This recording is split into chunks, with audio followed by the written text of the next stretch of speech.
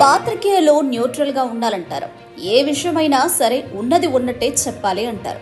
అలాంటి వారి వల్లే పాత్రికేయం 4 కాలాల పాటు పదిలంగా నిలబడుతుందని, జనాలకు 4 వ్యవస్థగా భరోసాగా ఉంటుందని అంటుంటారు. ఒకప్పుడేమో గాని ఇప్పటి పరిస్థితుల్లో పాత్రికేయం అలా నిలబడే సామర్థ్యాన్ని కోల్పోయింది. న్యూట్రల్ స్థానంలో డప్పును నిష్పక్షపాతంగా ఉండాల్సిన సందర్భంలో వ్యక్తిగత ప్రచారాన్ని చేయడం మొదలుపెట్టింది.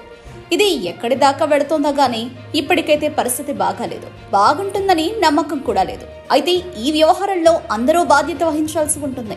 కాకపోతే గిట్టని వాళ్లపై బుడత చల్లడం, నచ్చని వాళ్లపై 4 రాళ్లు ఎక్కువ వేయడం వంటి సిద్ధాంతాలను తెలుగు మీడియా వంట పట్టించుకోవడం అసలైన విషాదం. అయితే ఇలాంటి దిక్కుమాలిన వ్యవహారాల్లో పేరు పొందిన పాత్రికేయులు కూడా ఉండడం అసలైన దారుణం. తాజాగా ఆంధ్రజ్యోతిలో ఆ పత్రిక ఎండి వేమూరి రాధాకృష్ణ అలియాస్ ఆర్కే కొత్త పలుకు శీర్షికను ఆంధ్రప్రదేశ్లో వర్తమాన రాజకీయాలపై ఒక విశ్లేషణ చేశారు.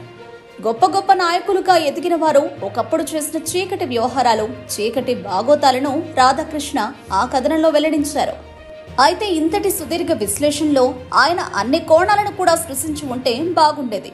కేవలం వైఎస్ రాజశేఖర రెడ్డి, వైఎస్ జగన్మోహన్ రెడ్డి మీద మాత్రమే ఆయన వ్యతిరేకత కోణాన్ని ప్రదర్శించడం ఒక రకంగా ఆయనలో ఉన్న పసుపు జర్నలిస్టును బయటపెడుతోంది. ఇప్పుడు రాజకీయాలు చేస్తున్న వారంతా కూడా ఇలాంటి వ్యవహారాల్లో తలమునకలైన వారే కదా. గౌరవ్ వెంకటరెడ్డి నుంచి మొదలు పెడితే గోరంట్ల మాధవ్ వరకు, డాక్టర్ సుధాకర్ కు జరిగిన అవమానం నుంచి మొదలు పెడితే వరప్రసాద్ కు చేసిన శిరముండనం వరకు అన్ని విషయాలను ప్రస్ఫుటంగా చెప్పిన రాధాకృష్ణ మరి టీడీపీ విషయంలో, టీడీపీ నాయకుల విషయంలో ఎందుకు సైలెంట్ అయినట్టు? అంటే వారు చేసిన రాజకీయాలు మొత్తం నిష్పక్షపాతమైనవేనా? హత్య రాజకీయాలు, నేరమయ రాజకీయాలు వారు చేయలేదా? పసుపు నేతల వ్యవహార శైలి గురించి ఎందుకు సైలెంట్ అయిపోయారు? ఎందుకు రాయలేకపోయారు? ఉమ్మడి ఆంధ్రప్రదేశ్లో నయీం అనే కరుడుగట్టిన నేరస్తుడిని పోషించింది ఎవరు? అతడి వికృతాలకు వంత పాడిందెవరు?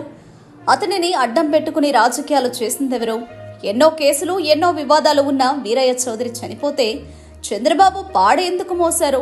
ఆయన అంత్యక్రియలు పూర్తయ్యేంత వరకు అక్కడ ఎందుకున్నారు? విభజిత ఆంధ్రప్రదేశ్లో తొలిసారి జరిగిన ఎన్నికల్లో టీడీపీ అధికారంలోకి వచ్చినప్పుడు చింతమనేని ప్రభాకర్ అనే ఎమ్మెల్యే మహిళా ఎంఆర్ఓపై ఏ విధంగా ప్రవర్తించారు? ఆయనపై నాడు చంద్రబాబు ఎందుకు చర్యలు తీసుకోలేదు? మళ్లీ ఆయనకు టికెట్ ఎందుకు కేటాయించారు? ఇటీవల మహానాడులో ఆయన గురించి రాధాకృష్ణ పత్రిక, ఛానల్లో పదే పదే ఎందుకు చూపించారు? గొప్పగా ఎందుకు ప్రస్తావించారు? ఇలా చెప్పుకుంటూ పోతే బోలెడు, రాయాలంటే కూడా బోలెడు. ఇప్పుడు చంద్రబాబు క్యాబినెట్ లో, చంద్రబాబు పార్టీలో ఉన్న ఎమ్మెల్యేలలో ఎంతమందిపై కేసులున్నాయి? అందులో తీవ్ర నేరమయమైన కేసులు ఎన్నున్నాయి? అలా ఉన్నప్పటికీ చంద్రబాబు వారికి టికెట్లు ఎందుకు కేటాయించారు? కొంతమందిని మంత్రివర్గంలోకి ఎందుకు తీసుకున్నారు? స్థూలంగా చెప్పాలంటే ఒకప్పుడు నేరస్తుల భుజాల మీద చేతులు వేయాలంటేనే నాయకులు ఇబ్బంది పడేవారు. రాధాకృష్ణ రాసిన విశ్లేషణలు ఇది 100% నిజం. కానీ ఇప్పుడు ఆ పరిస్థితి లేదు.